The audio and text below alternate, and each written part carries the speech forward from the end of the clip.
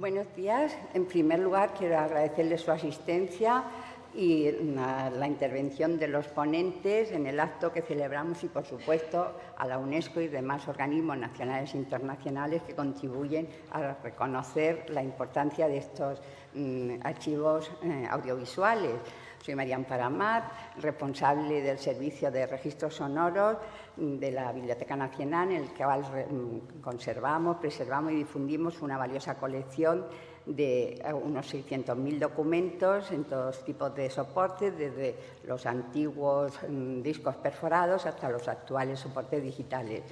El incremento de la colección es constante, con el ingreso procedente del depósito legal, que aunque está en declive, y las compras y donaciones recientes que nos permiten enriquecer y cumplir el objetivo de la Biblioteca Nacional Española como biblioteca patrimonial.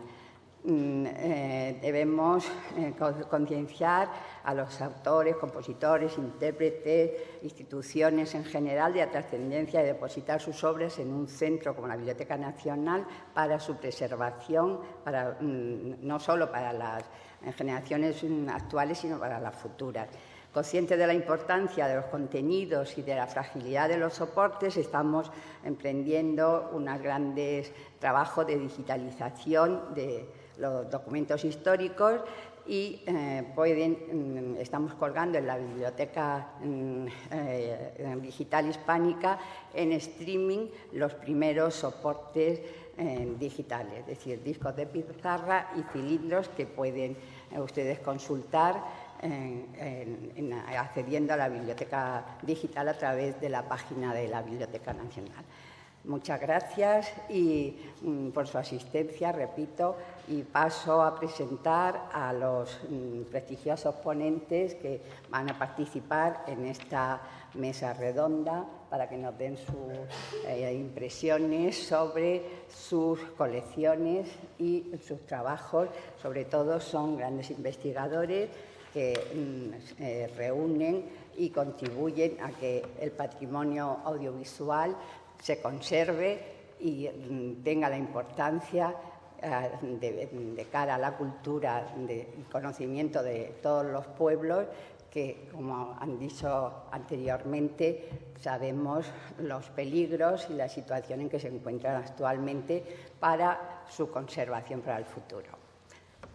Paso la palabra a Joaquín Díaz, que todos conocemos por sus interpretaciones y por sus estudios.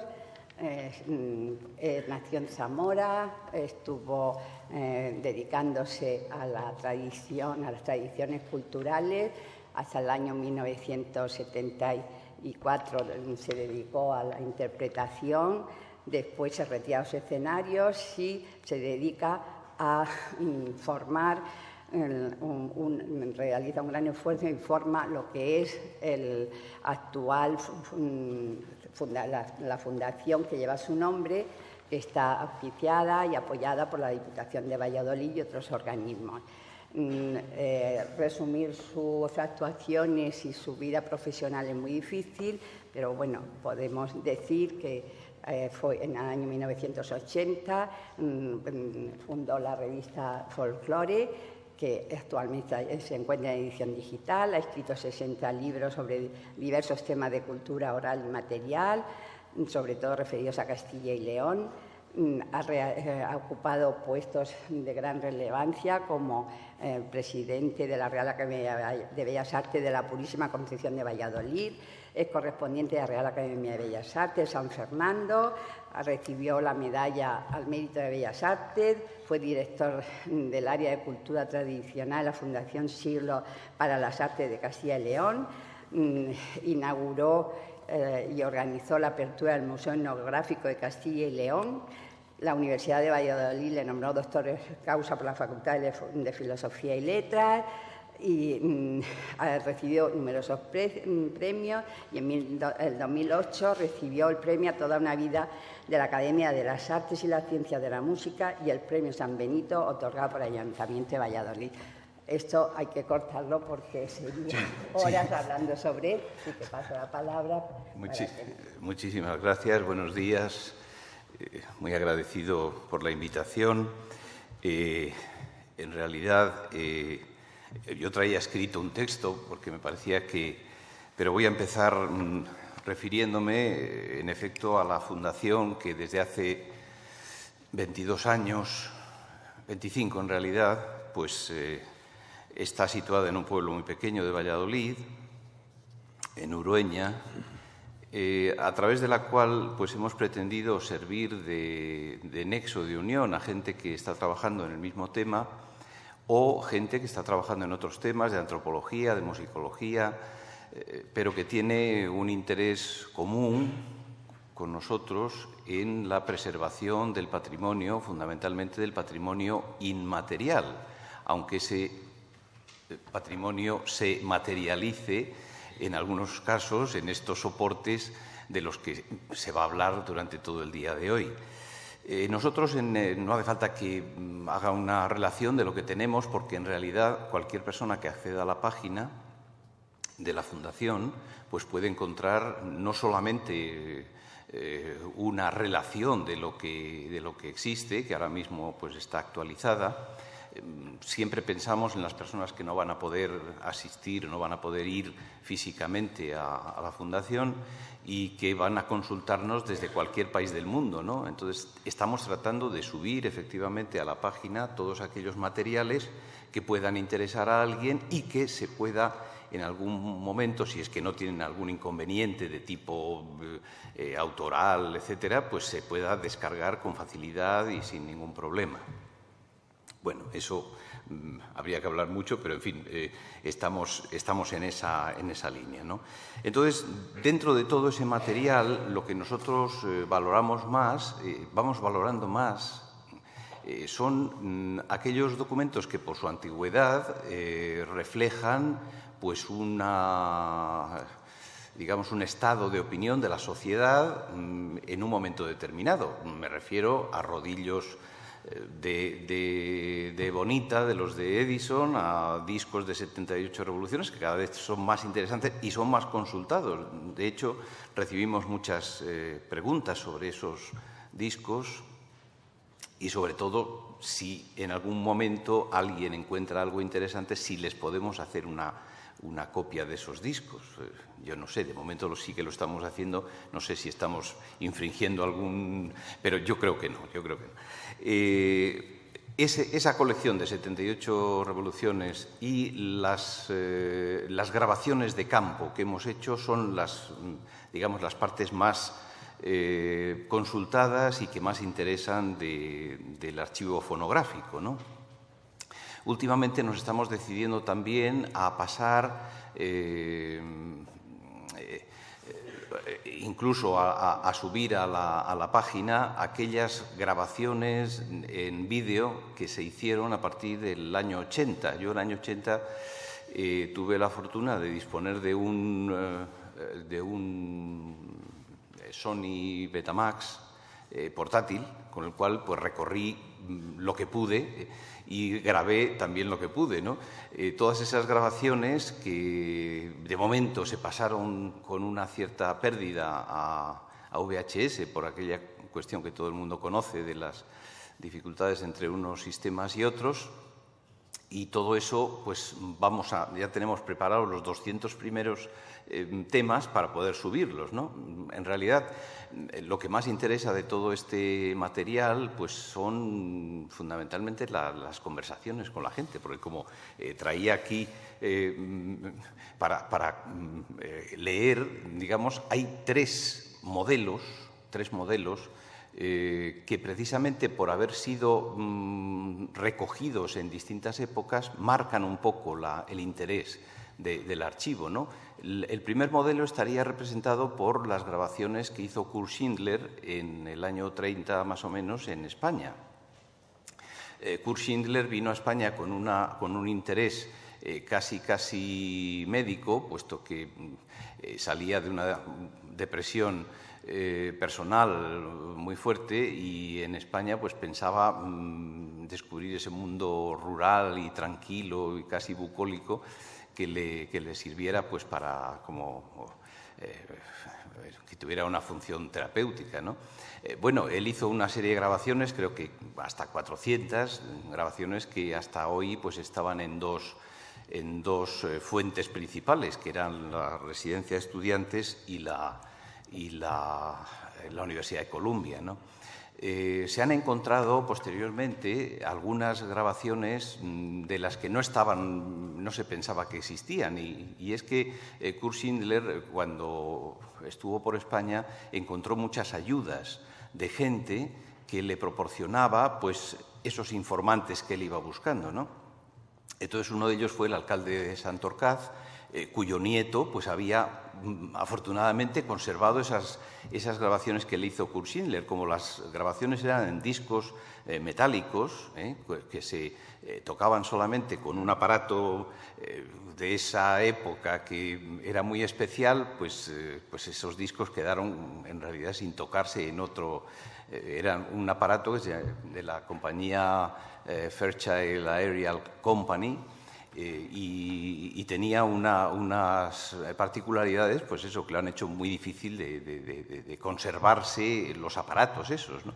Bueno, a esa primera fase, digamos, que es la de Kurt Schindler, que es un poco el acercamiento al intérprete rural, al acercamiento al especialista o a la persona que tiene a su cargo transmitir la memoria común. Kurt Schindler se acerca con admiración, pero con una cierta distancia, ¿no? La siguiente fase, que es la de las grabaciones que tenemos de Luis Cortés Vázquez, que nos han sido proporcionadas por su viuda, Paulette Gaudin. Paulette Gaudin tenía esas cintas que Luis Cortés Vázquez había grabado en los años 50 en Zamora y en Salamanca. En Zamora en la zona de Sanabria y en Salamanca pues todo a lo largo de la ribera de diferentes ríos. Tiene un libro ya clásico también sobre los cuentos, creo que de la Ribera del Duero, si no me equivoco. Bueno, Luis Cortés Vázquez lo que descubre en los informantes es la posibilidad de que esos informantes transmitan una especie de poética interesantísima que él empieza a admirar a partir de ese momento. Él es una persona con una formación académica y con un interés científico, pero de pronto, pues en sus anotaciones vemos que pone fulanita de tal analfabeta, ¿no? ¿Qué le sorprendía a Luis Cortés Vázquez? Pues fundamentalmente que esas personas que no sabían trazar una letra tenían un conocimiento extraordinario de la tradición y de los recursos que esa tradición tenía para poder pasar de unas generaciones a otras, ¿no? Esa segunda fase de Luis Cortés también está muy bien conservada. Las grabaciones que hizo en un magnetófono Telefunken pues se mantienen bien, y afortunadamente pues hemos podido recuperarlas y pasarlas a soportes, no sé si más duraderos, que creo que no, pero por lo menos de momento nos dejan como una cierta tranquilidad, ¿no? Porque no sabemos los CDs hasta qué punto van a dar un buen resultado. La última fase ya termino prácticamente. La última fase, no sé cuánto tiempo tengo, pero espero no abusar de él. La última fase se corresponde con la fase en la que, por ejemplo, José Manuel Fraile y yo hemos recogido material, ¿no? A partir de los años 60. Los años 60 del siglo pasado. Esto suena como un poco antiguo, pero es así, ¿no? Yo empecé a recoger las primeras grabaciones en el año 65, son las primeras grabaciones que tengo, y todavía muchas de ellas se mantienen en buenas condiciones en esas cintas de carrete abierto y un grosor suficiente como para mantener bien la grabación. Las primeras grabaciones las hice en un Akai que por cierto pesaba como un roble, vamos. Eran unos aparatos que decían que eran portátiles, pero vamos, lo de portátil era porque llevaba un asa, pero lo demás no tenía nada de portátil. Bueno, ese aparato, el Akai portátil, que era de válvulas y demás, pues también me dio muy buen resultado. Y finalmente algo más ligero, que fue el UR Report, que también era un buen aparato, ¿no? ¿Cuál es el problema de esta fase? Pues que se empieza a grabar en soportes, por ejemplo, como los aparatos de cassette, los magnetófonos de cassette, y en la época en la que, por ejemplo, nosotros empezamos a grabar, había como un miedo a grabar demasiado, porque, claro, las cintas eran caras y uno decía, bueno, es que si grabo más cosas a lo mejor no me cabe luego lo que verdaderamente... Y solía suceder que en el momento oportuno pues uno veía que se había acabado la cinta y era cuando empezaba a cantar la señora que se había animado y tenía su... Bueno, yo creo que eso poco a poco se fue desterrando, porque justamente lo más interesante de las personas con las que hablábamos era no solo lo que cantaban, sino por qué habían elegido eso. Es decir, por qué esas canciones estaban en su repertorio. ¿Qué había supuesto para esas personas esas canciones que las habían seleccionado para componer, para crear esa mentalidad que era la que después transmitían a través de esas expresiones populares? Todo este tema, que al principio estaba como muy difuso y en el cual muchas personas de las que recogían todavía estaban indecisas, yo creo que luego ha tenido mucha importancia. Es decir, conocer la personalidad del intérprete ha sido tan importante a veces como los soportes que se han usado o el uso que se haya hecho de ellos. De manera que para nosotros, digamos, esa última fase nos ha permitido no solamente recoger con más calidad, entre comillas, vamos a decirlo, porque la calidad, por ejemplo, de un magnetófono Telefunken de los años 50 era superior a la de una cassette de los años 80, Y eso también se refleja, por ejemplo, en la fotografía, ¿no? Las fotografías, las placas de cristal de los años 10 del siglo XX son mucho mejores que todas las fotografías digitales que uno quiera. De manera que en ese sentido, hombre, se ha popularizado y democratizado los soportes, pero no es que sean mejores, Nosotros lo que hemos hecho a partir de esas tres, digamos, tres modelos, pues es ir haciendo un inventario de todo lo que tenemos en la Fundación, ir, en la medida que decía al principio, en la medida que podemos, subiéndolo a la página, y nuestra idea pues, es que el día de mañana cualquier persona, de la misma forma que ahora mismo pues, se pueden consultar los archivos de Alan Lomax o cualquier otro archivo importante y se puede consultar en directo desde cualquier punto del mundo, pues nuestra idea también es conseguir que eso, con un poco de esfuerzo y otro poco de ayuda, podamos llevarlo a cabo. Muchas gracias.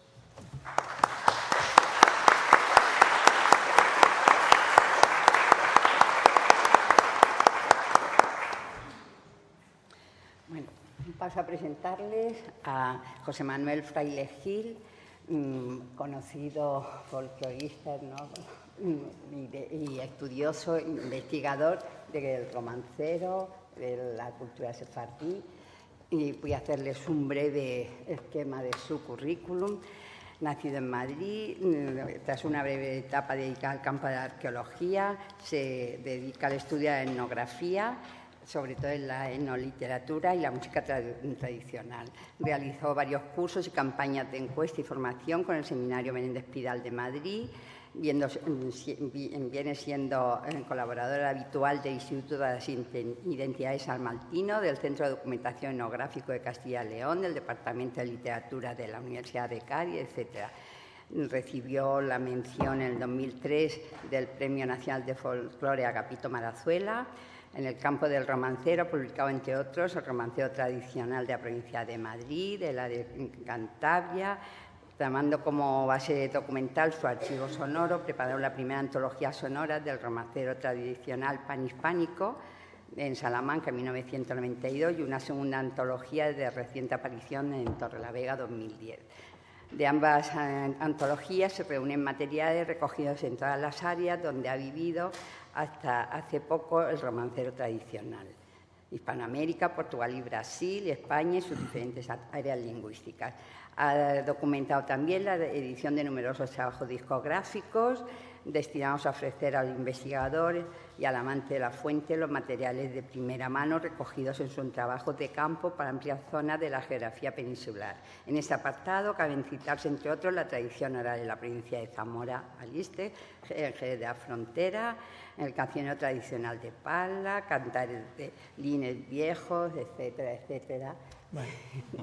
Creo que puede consultar a través de cualquier medio de comunicación. Buenos días y, bueno, gracias a la Biblioteca Nacional por haberme invitado y a ustedes por venir a escucharnos. Y voy a intentar resumir en el breve tiempo que me corresponde cuál ha sido mi quehacer y cuál mi implicación en este tema de los archivos, en mi caso sonoros, y concretamente en el mío, en mis materiales.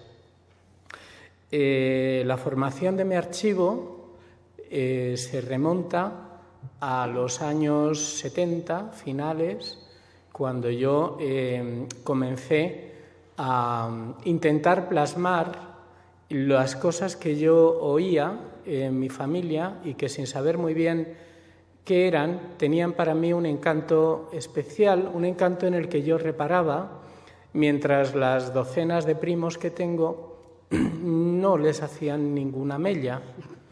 Entonces eso significa que ese código que era la tradición oral, que era el código de todos, hasta un momento determinado, comenzó a ser algo marginal. No marginal en el sentido peyorativo de la palabra, pero sí en el sentido cuantitativo. Ya éramos solo unos pocos los que seguíamos intuyendo valores estéticos también, pero valores culturales en aquello. Entonces, armado con un cassette de mano, que yo creo que también era un Sony, empecé a grabar primero en mi entorno madrileño, en la familia de mi padre, porque en las ciudades también hubo una cultura tradicional, y en el entorno familiar materno en la Sierra de Madrid. Aquellas primeras cintas de cassette que yo utilizaba eran cintas que debían costar nada menos, como decía la gente, es decir, 20 pesetas, y muchas estaban regrabadas encima de clases de inglés, etcétera, etcétera, etcétera. Eso tuvo en su momento su consecuencia, porque, como bien decía Joaquín, esas cintas ahora son las que están más deterioradas. Cuando yo podía alcanzar a comprarme una Maxi o una Sony, una BASF, esas cintas siguen teniendo una más o menos buena calidad, pero no era siempre, no era siempre. A partir de ahí empecé a saber qué es lo que tenía entre manos, qué es lo que estaba grabando, a leer cosas que otros que me habían abierto camino habían ido escribiendo sobre el tema. Entonces empecé a valorarlo y, sobre todo, empecé a abrir el abanico, a darme cuenta de que eso no era sino una de las varillas que sostenían el enorme paisaje del abanico de la tradición panhispánica, que se abre desde la América de habla hispana y portuguesa hasta los confines de los Balcanes, y no sé si hasta alguna de las islas filipinas donde hablan el chabacano, que era el español de Filipinas.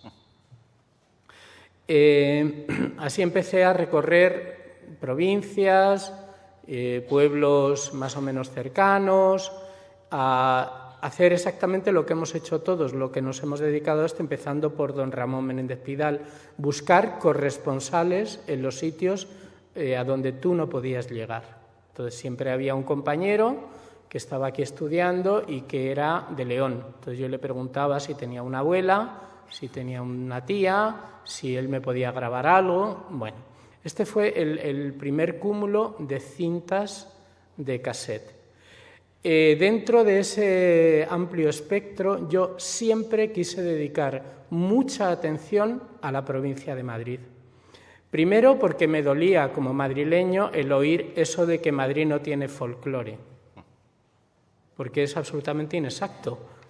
Folclore, si lo entendemos como cultura tradicional, como lo entendieron los ingleses, hubo en todas partes donde la gente no podía tener una cultura adecuada de carácter alto, donde la gente no podía ir a la escuela, no podía aprender francés o no podía aprender a tocar el piano. La gente tenía esa otra cultura. Y también porque aquí nadie hacía nada. Nadie hacía nada. Había los estereotipos que desgraciadamente sigue habiendo ahora, que son o la chulapería mal entendida o los majos y chisperos mal entendidos. Pero nadie se fijaba en lo que cantaban las cigarreras en la fábrica de tabacos o las lavanderas que tendían en el Manzanares o cómo vestían los serranos de la Somosierra o de Guadarrama o que cantaba la gente mientras machacaba esparto en Estremera o lo que cantaba la gente de las cuevas de Tielmes, Carabaña, etcétera, etcétera, etcétera. Entonces, eso quiere decir que de mi acervo de cintas hay tantas de Madrid como de provincias, y hay bastantes de los dos apartados. Desgraciadamente, con el paso del tiempo, me he ido dando cuenta de que, claro, la finalidad de mi trabajo era, de alguna manera, devolver a la gente que me dio lo que me dio. No a ellos, pero sí, aparte de esos hijos, al nieto raro, como era mi caso, que le interesa saber cómo vivieron sus abuelos, o qué cantaban, o cómo vestían. Pero para eso, para devolver ese material, hay que pasar por el trámite de la publicación. Y eso no interesa. Todo lo que sean estos materiales producen un desconcierto en las administraciones porque en realidad no saben muy bien de qué estás hablando. Después vino para mí la fase del DAT, de las cintas digitales.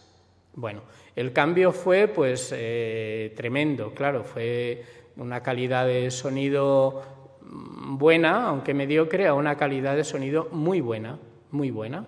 Y entonces seguí en el mismo sendero, aunque ahora abrí todavía un poco más el abanico, ya casi era un pay-pay que se abría en círculo, y me di cuenta que también en América había que trabajar. Y me di cuenta que los judíos sefarditas eran una rama y no la menos umbrosa de ese árbol de la tradición panhispánica, y que había que ir a los pocos que todavía manejaban el código de su tradición. Entonces eso hizo, vamos a ver, los judíos sefarditas, como los cristianos de mis tierras, se dividían económicamente en dos grupos. Los pobres, que eran esos que no iban a las escuelas ni tal, pero que conservaban un romancero espléndido, heredado de su estancia en España, que habían creado un nuevo género, el de las coplas, cantaban, etcétera, etcétera, y los más adinerados, que tenían una cultura plenamente francesa, merced a l'Alliance Israélite Universelle, por ejemplo. Entonces, estos judíos pobres, que eran los que a mí me interesaban, prácticamente se habían ido en bloque a Israel, porque allí habían encontrado una cobertura social básica que no tenían en sus lugares de origen, en las juderías turcas, griegas, de Marruecos, etc. Eso ocasionó varios viajes y eso ocasionó otra consecuencia que ahora comentaré. Mientras tanto, habían aparecido los CDs y entonces también algunas grabaciones se hicieron en minidisc y luego se pasaron a CDs. Esto quiere decir que en mi colección hay cintas de cassette, unas 500, Hay CDs, unos 200, y hay cintas DAT, unas 600. Cuando yo fui a Israel por primera vez, tuve la suerte de conocer allí a una mujer extraordinaria, Susana Weishahak, que trabajaba en algo que a mí me fascinó completamente, y era algo que aquí era impensable. Estoy hablando del año 88, 89, y era una fonoteca nacional. Es decir, los judíos tienen la ventaja de vivir en un estado nuevo, y como es un estado nuevo, no tiene las taras, las herencias de la vieja Europa. Entonces crean de la nada. Ellos se dieron cuenta que los diferentes grupos que iban... ¿Me estoy pasando? No. Vale.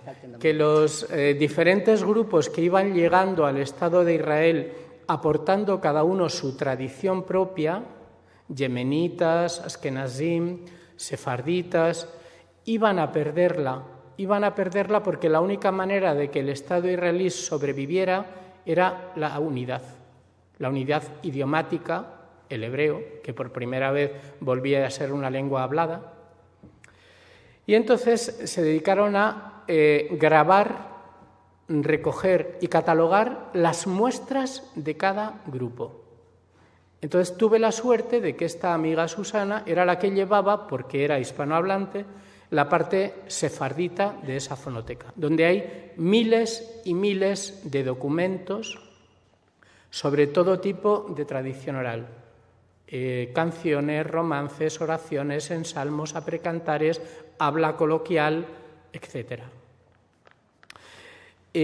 Con todo este material que yo sigo grabando, ahora mismo hay un foco en la Alpujarra y en la provincia de Cádiz que me interesa mucho conocer, y bueno, si todo va bien, pues quiero ir unos días a seguir grabando. El archivo se fue aumentando, pero yo me di cuenta que cada vez, como muy bien ha dicho Joaquín, me interesaban más cosas. Entonces me di cuenta que, por ejemplo, la indumentaria tradicional, que es otro género tradicional absolutamente machacado, es decir, los grupos de los trajes que hoy se tienen por tradicionales y que en su mayoría son los de los grupos de mal llamados coros y danzas, son verdaderas caricaturas de lo que eran los trajes tradicionales. Entonces, la única manera de saber cómo vestía la gente era hablando con ellos, cómo vestía su abuela, cómo recuerda usted que vestían los más mayores, cómo se vestían, qué prendas se ponían en cada momento, cómo las llamaban, y eso son horas de conversación y de grabación. Resultaba al final que de todo el archivo yo utilizaba un 10% aproximadamente. Es lo que yo habré publicado de todo lo grabado. Entonces me parecía un desperdicio tener ese material inédito, sobre todo porque supongo yo, o quiero suponer, que hay gente que quiere trabajar bien, pero ya no tiene las fuentes adecuadas. Porque esto es algo que los que ya llevamos unos años en este tema somos muy conscientes. O sea, cuando oye uno las grabaciones de Schindler, que ha comentado Joaquín, de los años 30, la gente cantaba muy bien, pero es que cuando nosotros empezamos a grabar también cantaba muy bien. Pero el problema es que ahora es muy difícil encontrar un buen informante porque la tradición se ha hecho como selectiva. Se ha quedado en las personas que esto les llamaba la atención. Y hay muy poca gente que cante muy bien, hay mucha gente que canta. Pero claro, cuando yo empecé a grabar en Guadalís de la Sierra a mi familia, la gente cantaba: en la raya de tu pelo está la luna. Y ahora oigo cantar: en la raya de tu pelo está la... Entonces algo ha pasado ahí. Ha pasado lo mismo que la caricatura de los trajes. Lo mismo. Ha pasado lo mismo exactamente. Entonces yo quiero seguir creyendo que hay gente joven, me alegraría mucho saberlo, que quiere trabajar bien, con buenos materiales. Entonces, claro, ese 90% de mi archivo que queda ahí está infrautilizado, vamos a decir. Y luego viene el problema, claro, de la digitalización, que yo necesito, por un lado, mi archivo para trabajar. Esto es algo que he hablado mucho con Amparo y claro, yo no puedo ceder, ni vender, ni dar mi archivo en espera de que se digitalice. ¿Cuándo? Claro, pero por otro lado, yo sé que es urgente, porque yo oigo algunas de esas primeras grabaciones y me doy cuenta que se están difuminando en el espacio de la nada. Y luego, para terminar, hay otra pequeña cosa que quería comentar aquí, y es que mi caso no es el único. Entonces ha habido gente que en menores proporciones, es verdad, me ha legado sus pequeños archivos. Entonces, por ejemplo, el caso de mi amiga Ana Pellegrín, que fue una extraordinaria investigadora del mundo infantil, de la oralidad infantil para los niños, murió hace 3 años, y su pequeña, gran colección de cassette pues está ahora en mi casa y corre el mismo peligro. Y en este último minuto quiero decir que también tengo alguna pequeña colección de algún sefardita que en su momento se preocupó de este tema y que la ha depositado, ha tenido la gentileza de decirme: mira, en tus manos está bien. Sí, en mis manos sí, pero a lo mejor en mi armario no. Entonces, ya está. Gracias.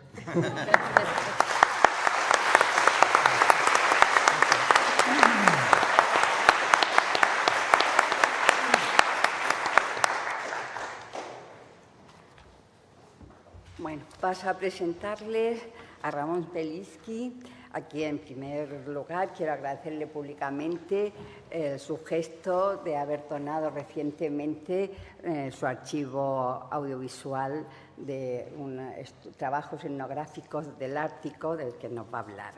Ramón Peliski es musicólogo y músico. Nació en Argentina, realizó sus estudios allí, trabajó y pasó luego a Europa, en donde hizo estudios en diferentes conservatorios. En Francia realizó sus estudios de musicología y doctoró con la tesis sobre el cancionero Claudio de la Sablonada en Múnich, y allí mismo fundó un conjunto dedicado a la difusión de la música española del Renacimiento.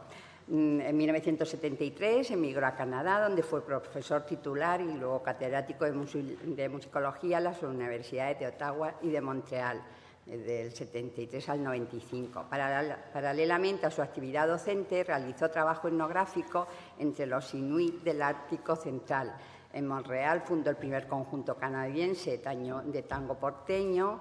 En 1994 fue designado miembro de la Academia de Tango de Argentina.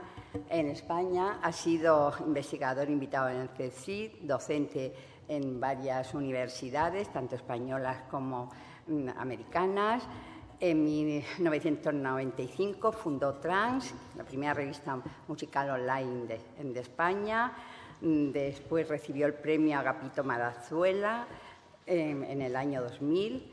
En el 2002 estrenó en el Teatro Alvear de Buenos Aires su tango ópera Ángora, y posteriormente realizó trabajos etnográficos en Todolella, en la provincia de Castellón, que sus resultados se recogen en uno de sus últimos libros, La danza de Todolella, Memoria, Historia y un uso político de la danza de espada. Igualmente, como con los anteriores, dejo de hablar de su trayectoria porque es larga y valiosa. Padre, puede... Bueno, gracias por sus palabras y por la invitación a decir algunas aquí sobre el trabajo que he hecho. En realidad, cuando escucho este currículum, parece que yo fuera una persona importante, digamos, en el trabajo musical, pero a mí me horroriza esto, porque me doy cuenta cuál es la distancia entre las palabras, digamos, de lo que es un currículum y cuál es la realidad, vamos, de las cosas, ¿no? Que son mucho más humildes de lo que suenan en una presentación. Pero bueno, así son las cosas. Y yo quería decir algunas cosas sobre el trabajo que he hecho entre los inuit. Es decir, he trabajado también en Buenos Aires sobre el tango, aquí sobre todo en España, en el maestrazgo, en Castellón, donde también he recogido mucha música, he grabado, y sobre todo interesándome por el contexto etnográfico de esa música que iba grabando. Ahora, en este caso preciso, se trata de una pequeña colección, en realidad, de grabaciones que pude hacer durante 3 viajes de estudio, de trabajo de campo, que he realizado entre los inuit del Ártico Central. Es la parte más fría de Canadá, digamos. Ya les voy a mostrar más tarde los lugares precisos donde pude hacer ese trabajo. Y eso se lo quiero decir como una curiosidad, porque acá en España, o en muchas partes, acá en Europa, cuando se hace grabaciones de música tradicional, uno va, habla con la gente, les agradece, se hace amigo de ellos. En vez de informantes, uno comienza a considerarlo como amigos o como colaboradores. Y bueno, todo va bien. En cambio, ahí en Canadá la cosa era mucho más complicada. Para poder ir a trabajar en una aldea inuit o de los esquimales, inuit significa persona, esquimales significa comedores de carne. Los blancos comen carne y tienen barba, se llaman kabluna, y los inuit son la persona, son la raza humana superior. Todo lo demás los consideran como una raza inferior, entre las cuales nosotros nos contamos. Ahora bien, allí no era sobreentendido que uno fuese a grabar directamente, había que pedir permiso a la comunidad, como considerábamos nosotros y ellos que las sesiones de grabación era un trabajo que ellos hacían con nosotros, le teníamos que pagar por hora de entrevista, $10, me acuerdo, $10 eran en aquella época, y al mismo tiempo le hacíamos firmar a los que querían un papel pidiéndoles permiso para que esas grabaciones eventualmente fueran publicadas. Hemos hecho discos en Canadá, en la Facultad de Música de la Universidad de Montreal, pero también en Ocora, digamos, en otras instituciones, pero siempre pagándoles las royalties, ¿cómo se dice? Las royalties. Digamos, el dinero que se cobraba por esos discos, dándole la participación que le corresponde por ley a los esquimales. Bueno, gente preciosa, muy linda, muy sonriente, muy amable. A mí me han adoptado como hijo, porque a ellos les gusta mucho adoptar a niños, a niños y a adultos también. Y lo cual es para ellos una cosa muy, muy significante cuando uno entra en una comunidad inuit, se da cuenta enseguida que el canto personal, así se llaman ellos, el pisir, que es el canto personal, o ay, ay, ay, así también le llaman ellos, significa mi propia alma, mi canción que yo compongo, retirándome del pueblo y queriendo contar en ella algo importante que me ha sucedido en la vida, es a su vez mi alma y mi nombre es idéntico a mi alma. Digamos, hay esa unidad, esa equivalencia entre canto, alma y nombre. Y cuando yo regalo uno de mis cantos a una persona, pues con ella le regalo parte de mi alma, y si eso es una persona joven, también tendrá un mote, un sobrenombre con mi propio nombre. Digamos, hay toda una mística que rodea esta composición.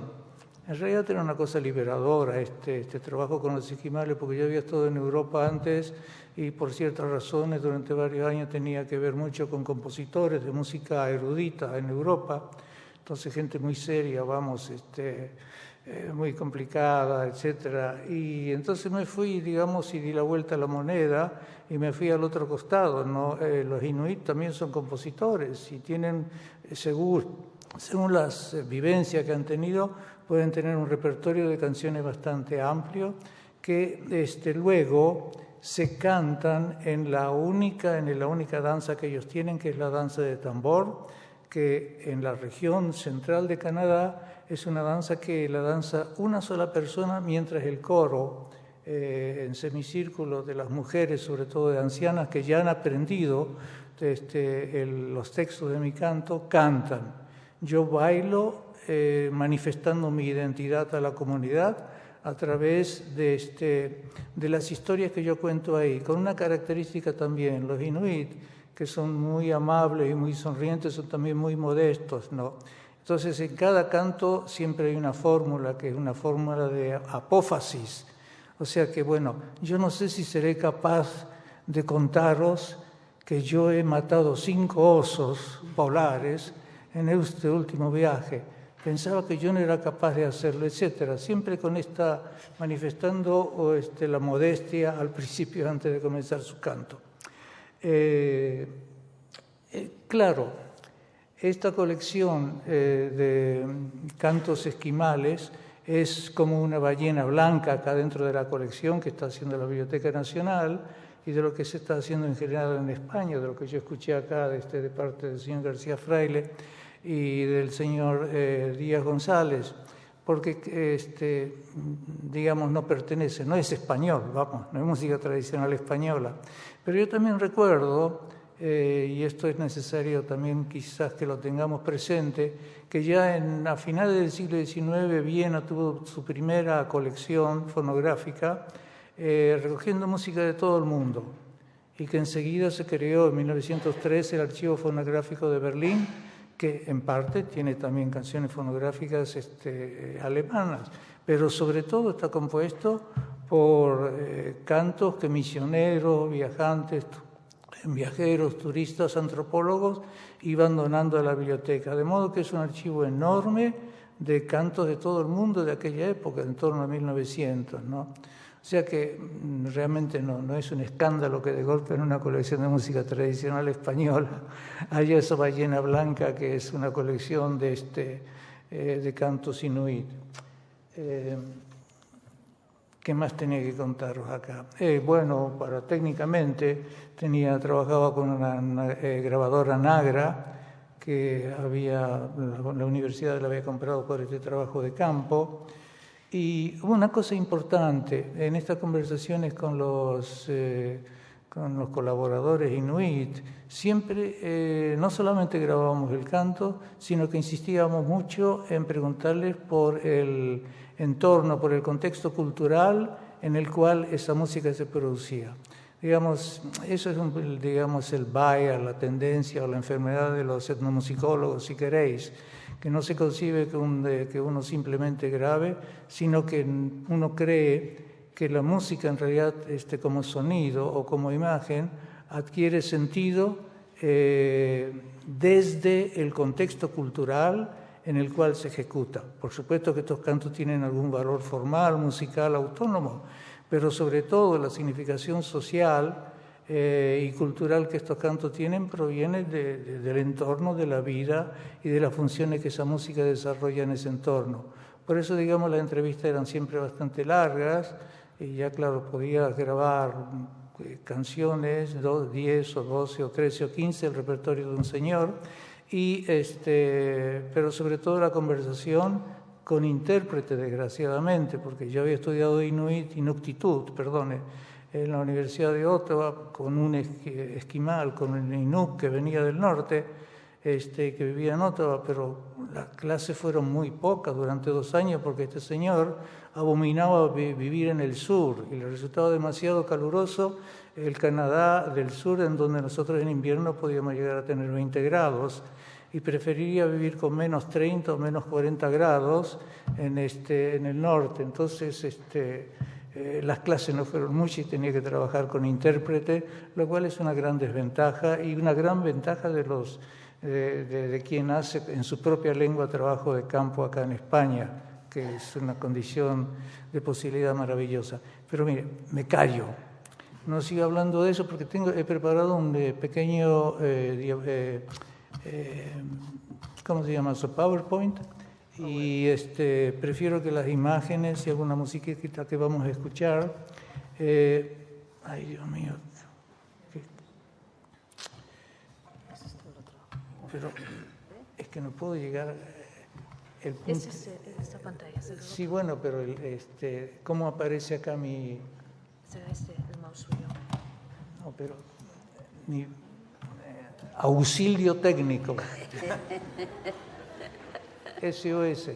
Necesito.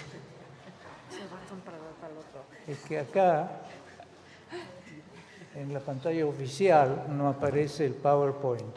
El PowerPoint está acá. Yo creo que es este ratón. Aquí, No, con mi ratón no va. No. A ver, este es aquí, ¿no? Pero este ratón no me da ¿Cuál es este? Claro. No, así no. Claro, usted lo maneja como un PC. ¿De dónde es este ratón? ¿Es suyo?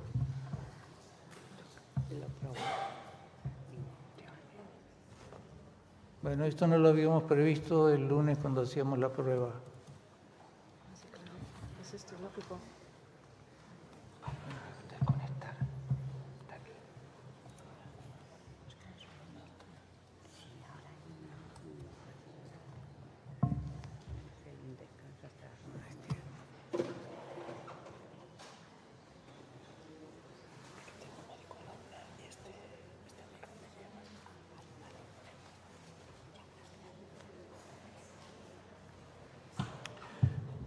Perdone.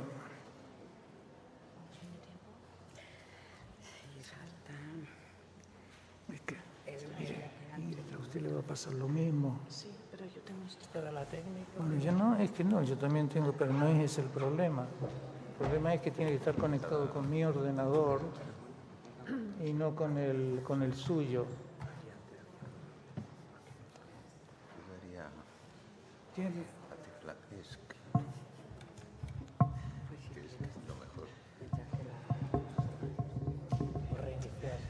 Mire,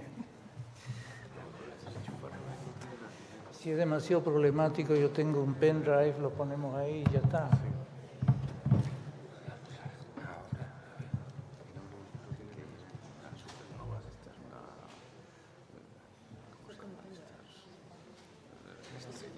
Eso necesito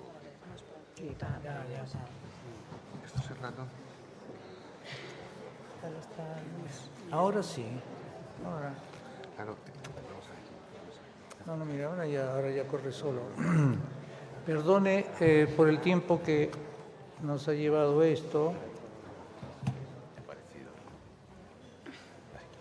Bueno, volvamos acá a nuestro asunto. Esto es un poblado inuit en invierno. Ahí fue un viaje que hice justamente en la época más fría del año, porque quería saber cómo es esto, ¿no? Y esto es mediodía. Entonces, No sé. estas son las regiones, los pueblos de los inuit central. ¿No se ve? No se escucha. No.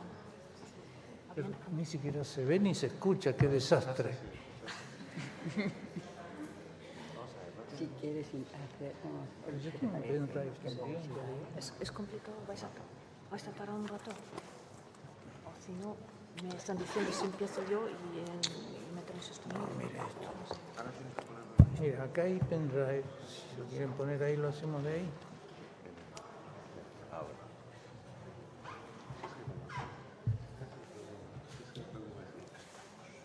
Te va a suceder lo mismo. Voy directo con esto. Esto es para un pendrive.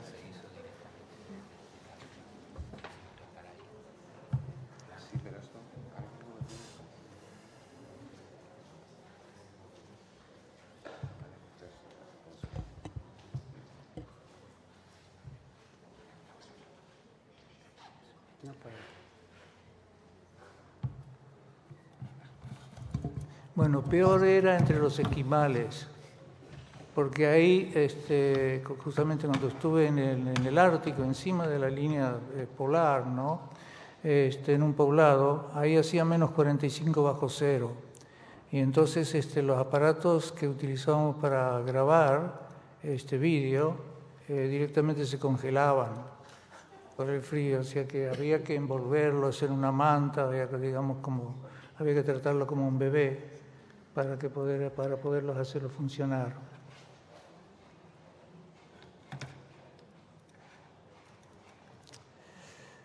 Bueno, qué alegría. Sí. ¿Y ahora cómo manejo acá? Uy, qué horror. Bueno, esto ya lo habéis, de eso os he hablado. Es el distrito del Keewatin en el Ártico Central. Es parte del territorio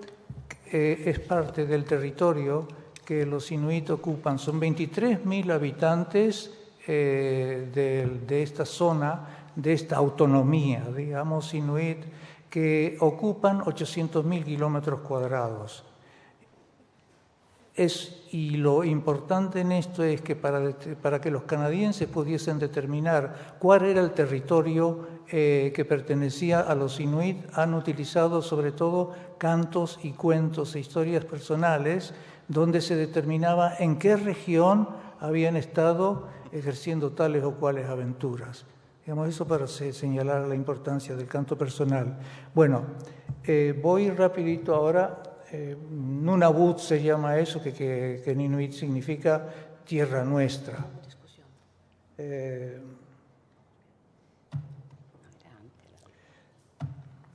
Estos son los caminos, estas líneas que veis, que son los songlines, ¿no? Las líneas en el territorio, los surcos, simbolizados, digamos, o determinados por los cantos personales, donde este señor, por ejemplo, se ha ido a Baker Lake o, digamos, a tal o cual zona.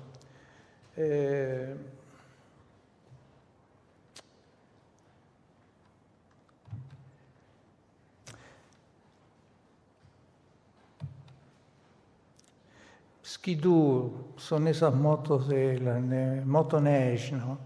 Las motos de la nieve que, por supuesto, han suplantado al trineo antiguo, que todavía se utiliza, ¿no? Esta es la casa donde yo vivía ahí con los esquimales. Bueno, invierno y un trineo. La casa, pieles, carne de pescado, el caribú. Este señor que está ahí avisarando el horizonte no es ¿cómo se llaman estos señores que están en los aeropuertos? ¿Cómo? No es un controlador que gana 350.000 euros por año, es simplemente un esquimal que ve allí y comienza a mirar si en el horizonte se divisa el avión, y cuando el avión está por llegar despeja la pista y adelante. Esto es también, un atardecer. Esto es mediodía en Igloolik, que es el poblado que está, ya cerca del polo. Es un instituto de investigación, perdonen por la foto que está desenfocada, el instituto de investigación que tienen los canadienses allí. Son gente linda, gente, ¿no? Preciosos. Esta señora aquí, por ejemplo, la que está muy sonriente allí, es la que conoce realmente, es la memoriosa de ese pueblo, ¿no? Este señor, el último que está ahí, con una cara un poquito de hindú, es efectivamente una mezcla de hindú y de esquimal. Este pobre señor acababa hacía 15 días de perder a su hijo de 14 años, que se había suicidado. El suicidio la tasa de suicidio es altísima entre los esquimales adolescentes, y uno de los poblados donde más suicidio hubo ese año en que yo estuve ahí, que fue la última vez en el 91, había tenido más de 10 suicidios de adolescentes en un poblado que tendrá que tendría 4.000 habitantes, que es justamente la capital de Nunavut, de ese territorio enorme del cual os he hablado. Este es Thich Thach, una persona preciosa. Este señor tenía, bueno, había compuesto muchos cantos, ¿no? Y él trabajaba haciendo ese tipo de escultura que les reporta muchísimo dinero a los esquimales. Este señor concretamente ganaba por año más de $100.000 haciendo este tipo de esculturas, pero nosotros, los del sur, no podíamos comprarlos allí. Si no te los regalaban, habría que comprarlos en el sur a través de las cooperativas, etc. Pero digamos, este es el alfabeto de los inuit. El alfabeto es un alfabeto silábico, como veis, y en el cual falta la E y la O. Ellos solamente tienen 3 vocales, la A, la I y la U. Bueno, géneros musicales. Yo realmente no tenemos tiempo porque me van a echar acá de esta mesa. Esta es una representación en pintura de una danza esquimal. Hay un señor en el medio que toca el tambor sobre la canción de su propio nombre. Hay un ilurit, es la persona que está al lado, que es su compañero de casa y su compañero que está allí, con el cual a veces la danza termina en una lucha entre el ilurit y la persona que está danzando, ¿no? En este caso fue una desgracia porque rompieron el tambor, o sea que la danza no pudo continuar. Bueno, a veces me acuerdo, cuando la luz del día es larga, no quiero ser tan atrevido para pedir una piel de caribú. Por decir, vamos, eso es demasiado pedir, pero después fue y, bueno, ha casado Bueno, estas son transcripciones que hacíamos. Eran mis amigos allí, que han fallecido ambos, desgraciadamente ya, que conocían muchas canciones. Este es un chico que me servía de guía, de traductor, danzando ahí sobre su propia danza. Bueno, ella está danzando también siempre con los chicos, los niños a la espalda, que de esta manera se van enculturando, ¿no? Este es el coro de ancianas, que siempre, por supuesto, conocen de memoria todo el canto, que a veces suelen ser muy largos. Cuando alguien se retira de la comunidad y vuelve con su propio canto después de haberlo memorizado, se lo enseña primero a su mujer o viceversa, la mujer a su marido, y ellos después enseñan a las mujeres, a las demás mujeres del pueblo, el canto, en el cual no hay ningunísima variación. Si se olvidan de una palabra, tienen que comenzar a cantarlo desde el principio, porque el canto es una unidad cerrada.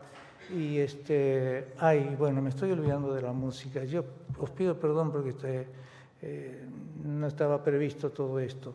Pero ¿cómo puedo hacer para poner por lo menos un segundo de esta música acá?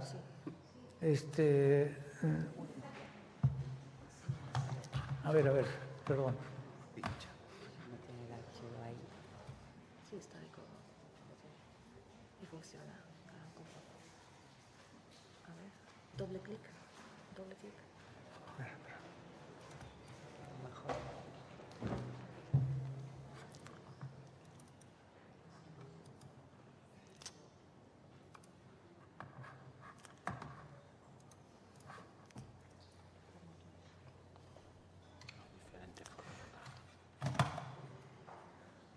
Gracias. That's that. Y termino. Un momentito ya.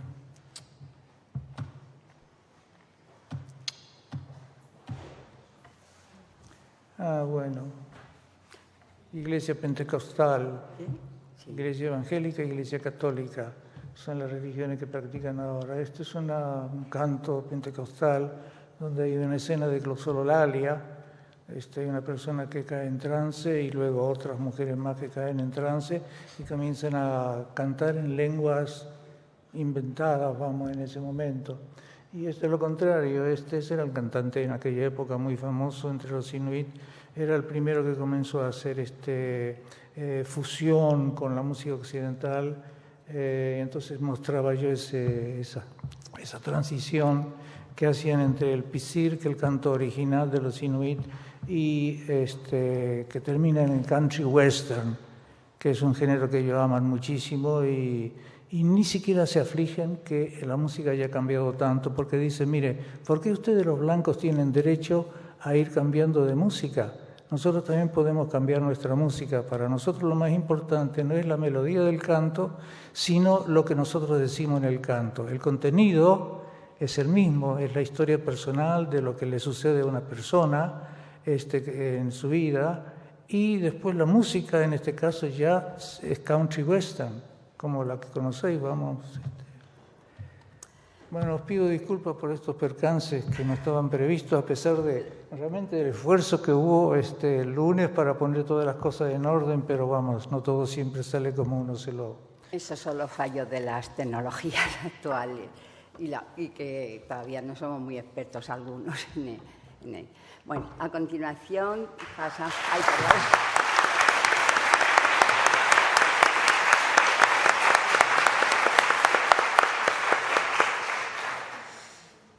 Bueno, a continuación paso a presentar a Ingrid Krusik, que ha sido una de las organizadoras a través de la Asociación Europea Schoke, fundada en 2006, de este acto, que ha realizado una gran actividad en la organización de la mesa, del contacto con el personal y todo en relación con el personal del Departamento de Música y Audiovisuales.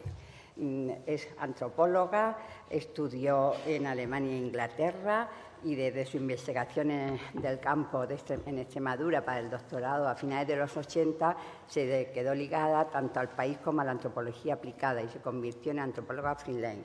Trabajó sobre todo en proyectos de desarrollo rural en funciones múltiples de investigación, enseñanza y difusión entre Extremadura, Madrid y Barcelona. Desde fines de los 90 trabaja investigando y difundiendo en el País Vasco relacionado con temas de fiesta popular, cultura minera y antropología visual. Recientemente ocupó transitoriamente el cargo de técnica de etnografía en la Diputación Foral de Vizcaya. Actualmente está también organizando en paralelo un evento que se va a celebrar en Bilbao.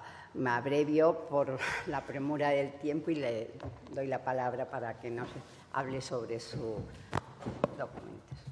Bueno, espero que vaya bien todo. Yo me veo aquí en esa secuencia de personas que me han antecedido como la más pequeña de todos, tanto en trayectoria como edad, como volumen de producción audiovisual, por decir. Pero me lancé a... No, eso no quiero que pongas, solamente stick directamente. Ahí.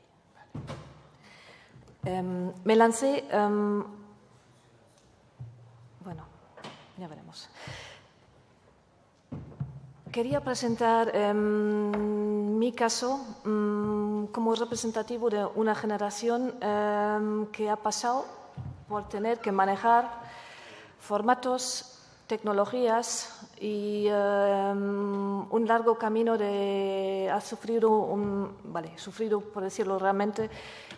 He tenido que modificar hábitos y metodologías de trabajo de campo. Cambió mi enfoque de utilizar grabaciones como meras herramientas de recopilación, luego desechando el soporte y quedándose con las transcripciones, a considerar los documentos audiovisuales, empezando por las fotografías, las grabaciones sonoras, hasta el vídeo como documento totalmente válido por sí mismo y merecedor de tenerlo en una gran consideración. Como anteriormente aquí se ha dicho, de lo que se graba, una muy pequeña parte realmente se está utilizando para los fines de que se ha grabado, para publicación en mente, el libro, el artículo, y el resto ahí está. Y bueno,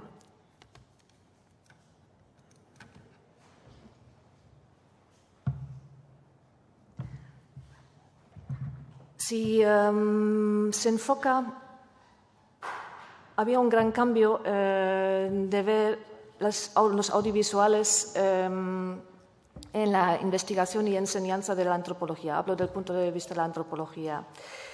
Tal como he dicho, en principio estaban utilizados en la ciencia como herramientas de grabación para lograr documentar la publicación académica. Eso vale tanto para el momento que el investigador pues saca fotografías. En el momento que se tiene la copia de contacto, muchas veces se descuida la conservación del negativo.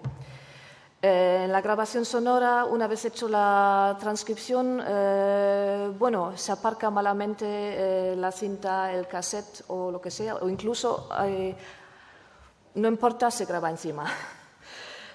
Al no ser, y lo único que queda son los formatos editados, es decir, aquello que aparece en publicaciones, en un disco o el vídeo que esté editado propiamente, ¿no? Bueno, en mi caso personal, tengo que decir, en la enseñanza universitaria no, nadie nos enseñó metodología de cómo grabar correctamente, por ejemplo, el soporte sonoro. Se veían y se mencionaban los profesores y los investigadores que grababan con su UR y manejaban cierta tecnología, pero ahí no llegábamos porque ya existía el cassette. Así que nos armamos con unos pequeños cassettes portátiles, Panasonic en mi caso, y entrevistamos, transcribimos y almacenamos los cassettes. Esto todavía era la época en mi investigación de campo, fines de los 80. Ya existían los primeros vídeos domésticos, pero ya en ese momento no era tan interesante. Yo prefería documentar fotográficamente con 2 cámaras diapositivas blanco y negro, en formato analógico, evidentemente. Y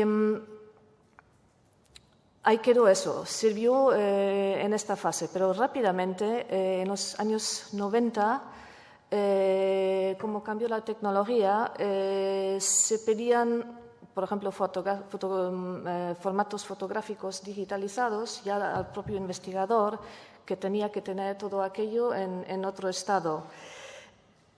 Y también el vídeo cada vez hecho más mella, apareciendo con una cámara de foto, ¿me grabas en vídeo?, me está diciendo la gente. Es, por un lado, bueno, ya se convirtió en una propia imposición, casi, por decir así.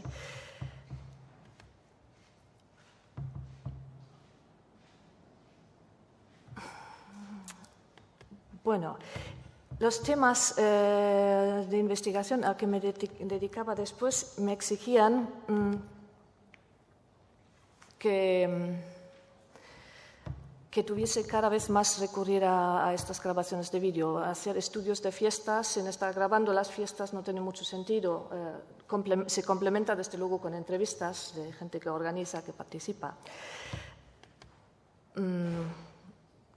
Conviene organizar todo este material con bases de datos, todo aquello. Nadie nos enseñó en las universidades, se tuve que hacer un aprendizaje a fondo, pasando por programas que existían en el momento, y es un proceso continuo. En cuanto a la grabación sonora, desde el cassette pasamos a los formatos digitales. Los primeros formatos digitales tenían resultados verdaderamente desastrosos. Guardo pequeños archivos en mi fondo, profundidad de campo de 8 bits, no es editable, vale para transcribir y poco más.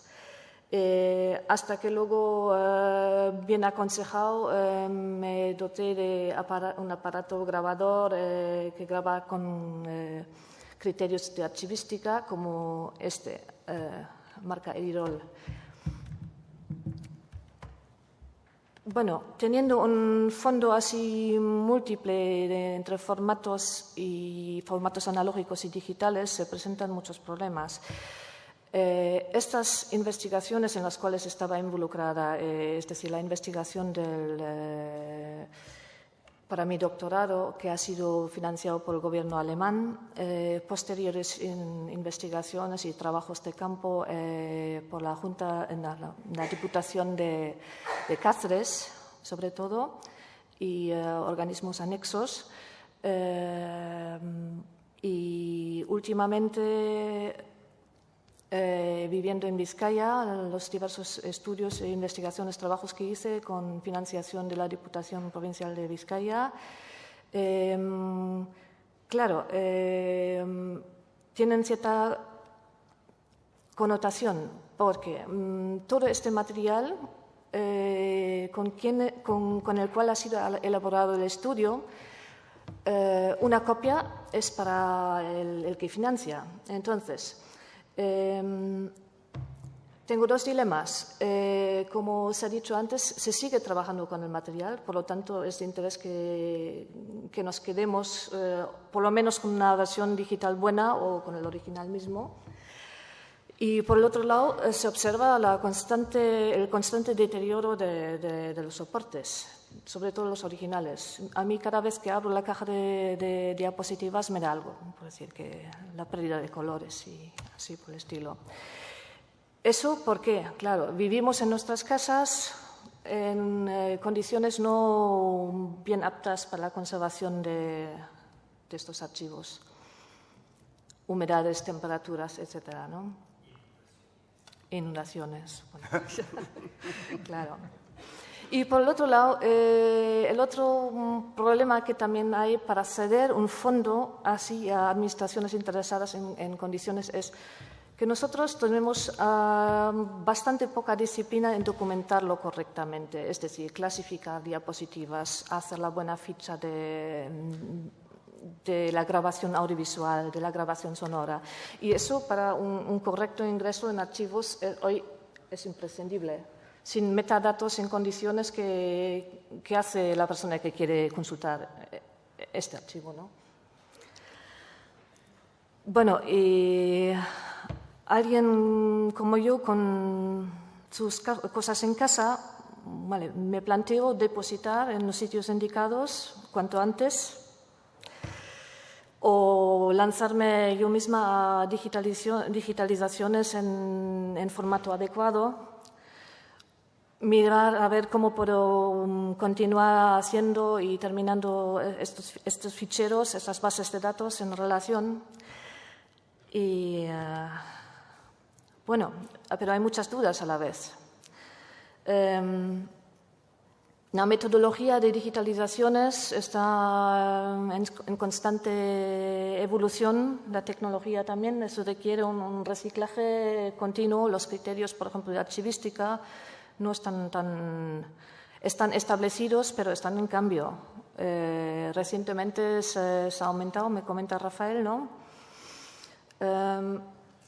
Bueno, cómo organizar un archivo, tampoco no hay nadie que tenga la receta universal, eso también hay que pensárselo mucho.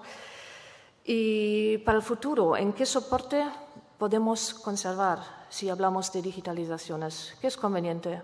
¿Montamos un servidor? ¿Seguimos con discos duros? ¿Nos olvidamos definitivamente de CDs y DVDs? ¿O volvemos a cintas digitales, cintas analógicas para recopiarlo? Bueno, son dudas que tengo y quería lanzar que se hablen.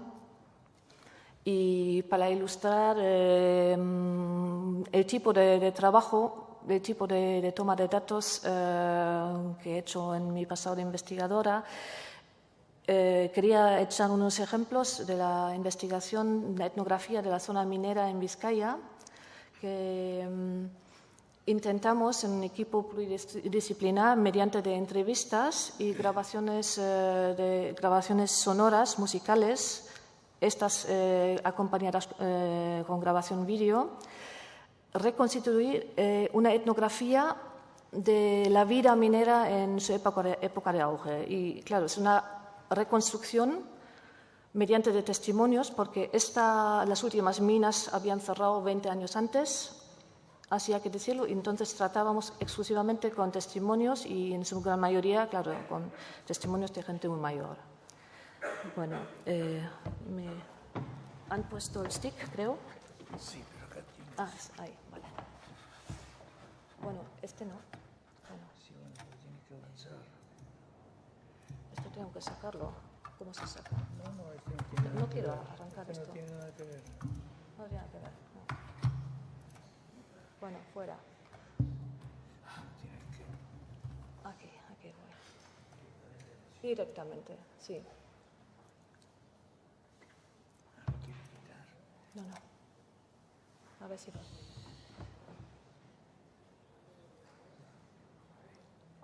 Sí.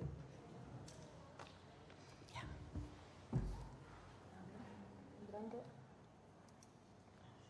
¿Se escucha bien el sonido? Nada. A ver. No le hemos acertado.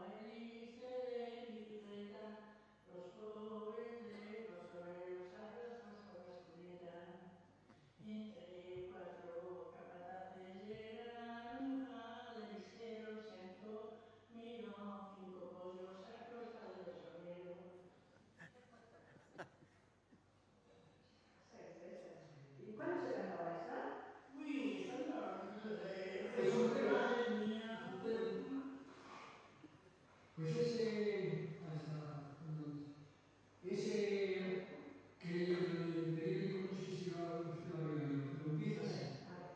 He leído en la prensa el triste espectáculo desarrollado en Valencia de dos jóvenes mujeres al verse suplicantes de un pedazo de pan para dar a sus hijos, toman la trágica determinación de ahorcarse. Triste realidad, triste escuadra, que pasan en medio de grandes festín y orgías. Al pie de los almacenes mueren los paraderos de utilización. Al lado de las iglesias fermenta el vicio que nace de la necesidad. La necesidad. Bueno, corto aquí, aunque podría ser muy interesante. Es una pareja, antiguos mineros, los dos trabajaban en la mina, ella en el lavadero de minerales y él de barrenador, que son los que perforan los agujeros para pasar la dinamita.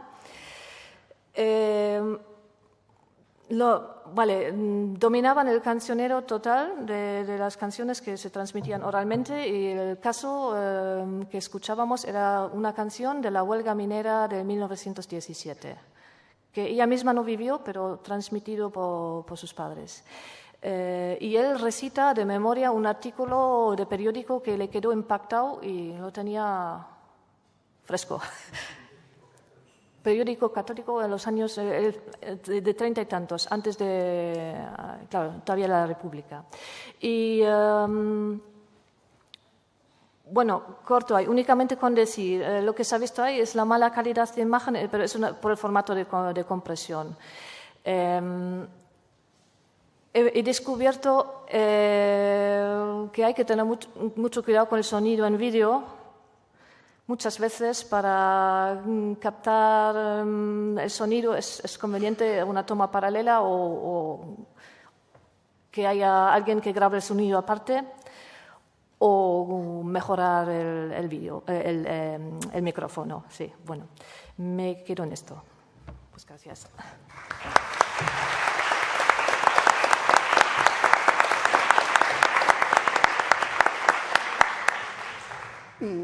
¿Quiere alguien del público realizar alguna pregunta a alguno de los ponentes?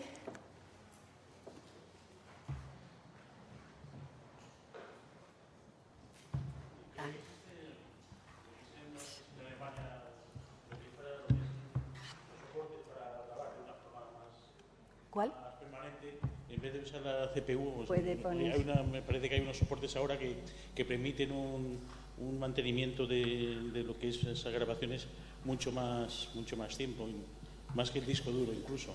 No sé si en Alemania... Pues no lo sé, pero la tecnología de mantenimiento y conservación es bastante internacionalizada. Los especialistas se ponen al tanto. ¿Al CPU se refiere aquí al streaming o a qué? No comprendo bien. No, una tecnología que existe ahora, me parece, lo que pasa es que por lo visto todavía es bastante cara, que permite un mantenimiento de lo que es la información de una forma, en principio dicen que eterna, ¿no? Pero sí, las cintas LTO se refiere a esto. No me refería, no sé si son esas cintas o era una especie de disco duro, pero que es más permanente que los discos duros que existen ahora. Sí, no sé si es, la última tendencia, tengo entendido, en las instituciones grandes que han vuelto a la cinta. La cinta LTO. Sí, es una cinta digital de alta densidad. Sí. En Francia, en la Biblioteca Nacional, por ejemplo, lo utilizan. Bueno, para la gente que no escuchó, estoy un poco al tanto por haber trabajado en Biblioteca Nacional de Francia y se utilizan un sistema de cintas digitales de alta densidad que puede almacenar bastante material, que se llama cinta LTO. Y la tendencia actualmente es pasar más bien el material a ese tipo de soporte. Se hace un backup, como se dice en inglés, cada día en varios ejemplares.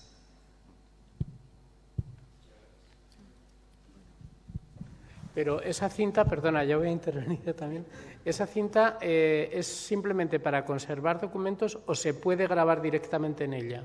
Es para conservar. Solo para conservar. Para conservar, y es un aparato de lectura que es bastante caro. Entonces, más bien dedicado a instituciones. Para nosotros, pobres investigadores. Ya. Hay que olvidarlo.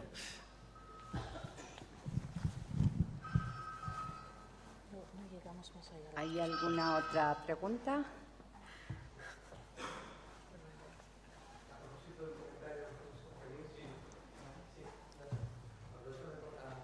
El comentario del profesor Pelinsky sobre que la colección suya de folclore inuit es como un regalo envenenado, una ballena blanca, ha dicho él, ¿no? Aquí nosotros solemos decir elefante blanco, pero bueno, es lo mismo. Yo no estoy muy de acuerdo con ese comentario, puesto que la donación que ha hecho de su colección la vamos a digitalizar, la vamos a poder difundir a través de nuestra página web, y el folclore interesa a todo el mundo y a todo el mundo, es decir, que tiene un valor universal, y nosotros a través de nuestros medios tecnológicos vamos a poder difundirlo fuera de España. O sea, puede que a lo mejor en España no haya un interés específico sobre este tipo de folclore, pero sin duda alguna a través de los medios de la Biblioteca Nacional va a ser conocido en todo el mundo. Y yo creo que eso es una de las cosas, de los aspectos más positivos de la tecnología, precisamente, la posibilidad de hacer llegar esto a todo el mundo. Bueno.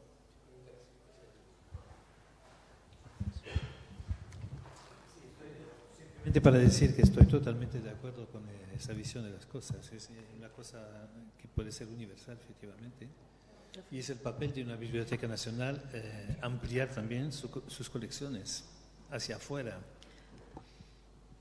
Que se anime la gente más al micrófono, ¿eh? ¿Alguien más?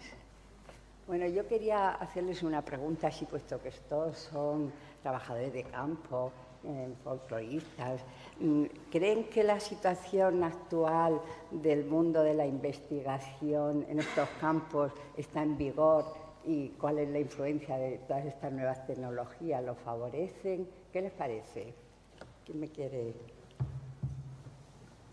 Hombre, yo diría que son dos cosas distintas. Una es la curiosidad nuestra de siempre, de poder grabar, poder recoger opiniones sobre distintos aspectos de la vida, y otra es el fondo que se pretende grabar. El fondo sí que ha variado mucho, porque yo creo que la mentalidad en los últimos años ha cambiado mucho más que los medios tecnológicos, aunque parezca mentira. Y por tanto, como decía José Manuel Fraile, cada vez se encuentra con más dificultad gente que no solamente tenga un fondo que comunicar, sino que lo comunique bien. Eso es lo que voy notando. Cada vez hay gente que canta peor, que sí, es así la cuestión. Y eso, no hace falta más que asomarse a una cadena de televisión cualquiera y ver cuando ponen un micrófono para que cante la gente, no se pone nadie de acuerdo. Es decir, es espantoso. ¿Qué quiere decir? Pues que probablemente el oído es lo que menos nos interesa en estos momentos. Hay otras cosas que... Y claro, eso es así. Yo, desgraciadamente, para encontrar, por ejemplo, gente como decía José Manuel Freire, de los que le cantaban esos romances con esa capacidad para transmitir, con esa gracia, pues cada vez es más difícil.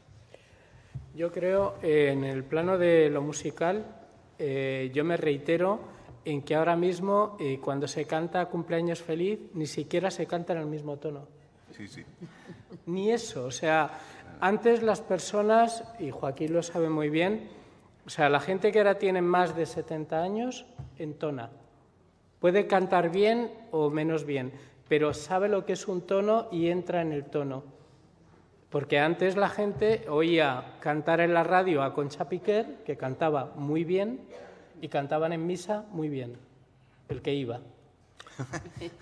Pero es que ahora el problema es que eso se ha perdido, como se han perdido tantas cosas, o sea, la capacidad y el gusto por cantar bien y cantar juntos, por ejemplo.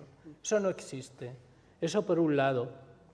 Y luego, por el lado de otro tipo de manifestaciones culturales, claro, ya cada vez es menos la gente que cuando tú preguntas ¿y ustedes hacían aquí el pan? Y te dicen, sí, mi madre lo hacía. Cada vez es menos la gente que te dice, ¿y cómo lo hacía? Pues mire, cogían la harina de un escriño, que era una cosa que se hacía con paja de centeno y raíz de zarza, y la zarza había que cortarla. Eso ya no existe. Queda una persona que a lo mejor, siguiéndole mucho la pista, das con ella. Pero la mayoría de la gente ya no tiene esa información que envolvía lo que te estaban dando y que es lo verdaderamente enjundioso e interesante. Entonces, que haya mejores soportes sonoros, pues es estupendo, porque lo que se grabe tiene que estar bien grabado y hay que salvaguardar lo otro. A lo mejor, digo yo, por no ser muy pesimista, que dentro de 20 años no sé lo que grabará, lo que será, iba a decir digno, lo que será susceptible de grabación, porque claro, todo lo que recogemos es porque estaba en el aire, no estaba fijo. Hoy en día todo está fijo, pero a lo mejor, les preguntarán a los niños, ¿y tú dónde comprabas los videoclips? No lo sé, a lo mejor hay algo que viene detrás que sustituya esto, no lo sé. Pero, desde luego, este tipo de cultura que ha sido la mayoritaria, porque no nos olvidemos que el 90% de la gente era analfabeta, la mayoritaria durante siglos, y que era una cultura que respondía a la pobreza absoluta con bastante dignidad, con bastante dignidad, en el cantar, en el vestir, en el construir, en el comer, en todo. Eso, desde luego, está absolutamente acabado. A ver, no, una pequeña observación solamente. Haciendo trabajo de campo por el maestrazgo, estaba hablando con una señora que tendría más de 90 años, fue por ahí por 1980, ¿no? Y esta señora se quejaba justamente de esta pérdida del repertorio, de que la gente no cantaba más. Entonces me dice, hoy solamente canta la radio. ¿Sabes? Era eso, ¿no? Por otra parte, claro, tiene usted razón, muchas canciones se van perdiendo, pero curiosamente lo que menos se pierde son las danzas, porque las danzas representan directamente la identidad de un pueblo, de una población, ¿no? Entonces hay una razón muy fuerte para que eso se continúe y se recupere, y hay realmente un florecimiento de la danza muy grande, que por lo menos yo lo he observado ahí por Castellón, o por Valencia, mientras que el canto tradicional efectivamente se va perdiendo. Eso. Bueno, para retomar 2 puntos, empezando con la danza, he tenido la suerte de presenciar una danza, yo diría, de las más auténticas que he visto en el País Vasco, porque todavía está inserta y funciona en el contexto en el cual estaba concebido. Una danza en el pueblo de Garray, en el Duranguesado, en el cual participan por grupos, estratos, todos los grupos de edades, los solteros, casados, los jóvenes, teniendo su función especial, sus pasos y danzas específicas, sus días festivos. Empieza todo con un ritual de iniciación de los jóvenes hacia la vida adulta y es una danza de espada muy coreografiado, pero lo interesante es que baila cada uno como puede, no al estilo grupo de danzas a la perfección, que no es folclore, es hasta el alcalde, sí. No es el folclore en el sentido peyorativo, del cual se exporta con grupos de danzas en festivales, sino es el folclore auténtico que se transmite de generación en generación todavía. Por el otro lado, contestando a lo que estaba diciendo Joaquín Díaz, cada vez menos informantes directos de calidad. Bueno, ¿qué es el remedio que nos queda? Hacer, claro, sin abusar demasiado y sin cansarles demasiado, pero tal vez muchas sesiones de grabación con ellas, intentando, ya que ellos tienen esa memoria tan única, tocar el máximo número de temas que pueden aportar. De único con el que nos queda, diría yo. Bueno, pues tenemos que terminar aquí. Muchas gracias por la intervención, tanto de los ponentes como de las preguntas del público. Y esta tarde tenemos la oportunidad, en la última sesión, de si alguien queda pendiente de algo de preguntar, estaremos dispuestos allí a responder y a debatir, entre comillas, sobre estos temas tan actuales. Y, por último, ser conscientes de que lo que tenemos ahora es muy valioso y tenemos que preservarlo lo mejor posible y hacer grandes esfuerzos entre todos los archivos, tanto privados como particulares, como públicos, para que no se pierdan, puesto que vemos que de este tipo de cultura vemos que está en declive. Muchas gracias y hasta, como vamos un poquito retrasados, en vez de hacemos unos 20 minutos, a ver si a menos 20 podemos estar aquí, para empezar la siguiente